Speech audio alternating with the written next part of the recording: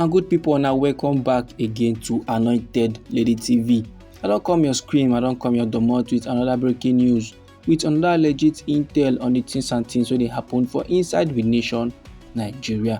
The koko now we say, the President of the Federal Republic of Nigeria will be Sኢና àwọn Bola Ahmed Tinubu. He don last come as I can identify. Say this our green, green country will be Nigeria.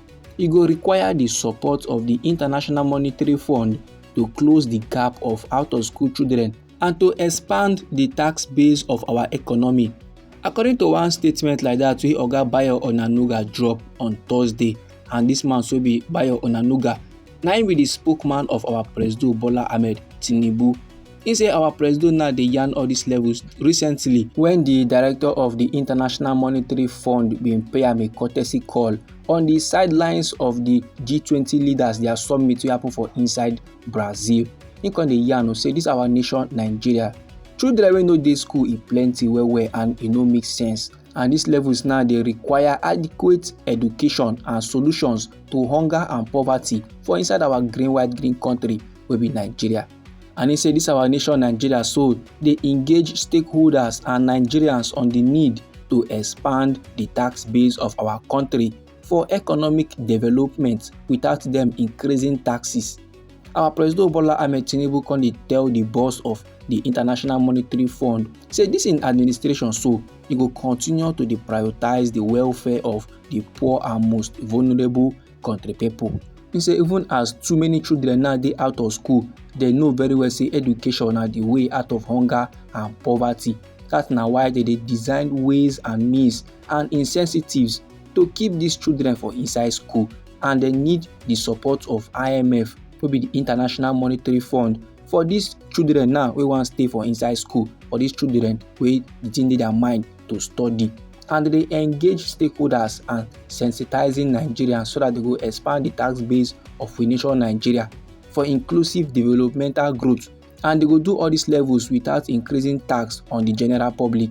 And this general public so don already give a lot, so they go require the support of IMF. And so our President Bola Ahmed Tinubu take yarn am for inside his statement. Now my good people, more no forget say e get one time I give you report about the IMF, then me come outside come dey yarn say this our nation Nigeria, especially this administration, so they don't implement some kind policies like that we suppose don't make things marama for the general public, but even as that, country people still dey suffer and it no make sense.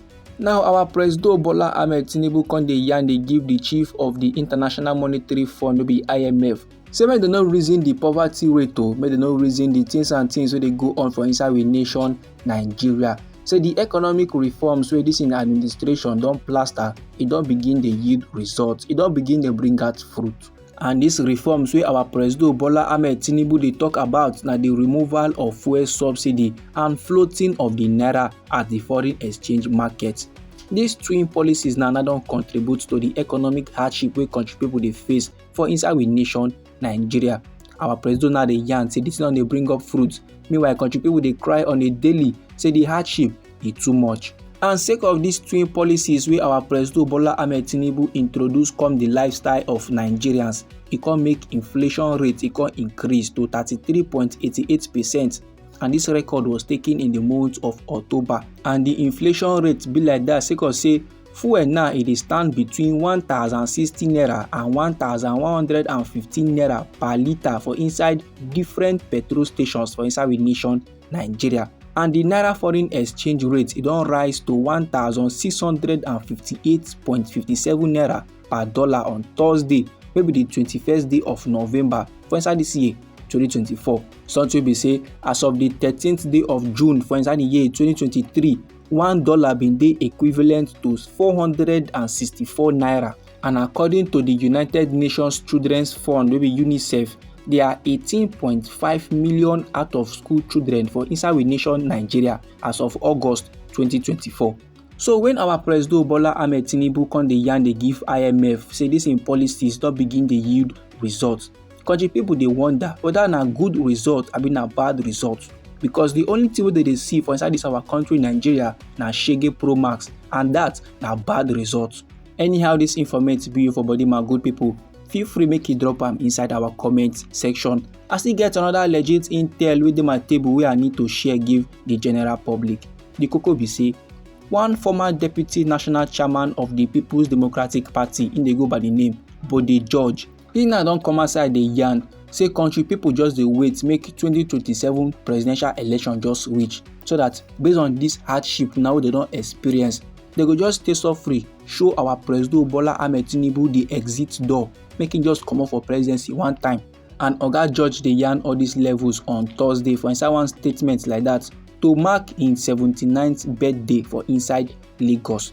And according to this PDP chieftain, he say for the People's Democratic Party to dislodge the ruling All Progressive Congress from the seat of power, members must unite and purge themselves into divisive tendencies.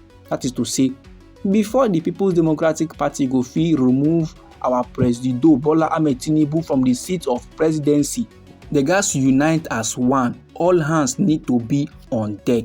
Then Oga George come dey yarn about the crisis wey dey happen for inside the People's Democratic Party, and he said the reason for this crisis na sake of self-interest by some of the members wey dey lead the party to its destruction.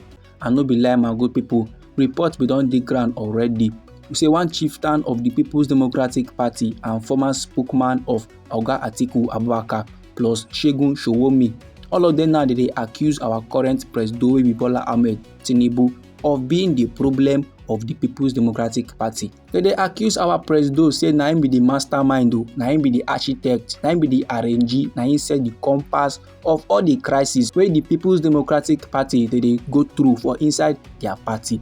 And all these accuse, my good people, it dey come as the People's Democratic Party they battle for survival based on the prolonged leadership crisis. And the People's Democratic Party they plan to hold their 99th National Executive Committee meeting. For inside this meeting now they go iron out all the challenges so they don't go through. For inside this meeting now they want table all the matter they need to table to make sure say there is no more crisis for inside the party. And this meeting, my good people, before they will don't arrange and say it will happen on the 28th day of November for inside this year will be 2024. This, my good people, now the information I want share give the general public.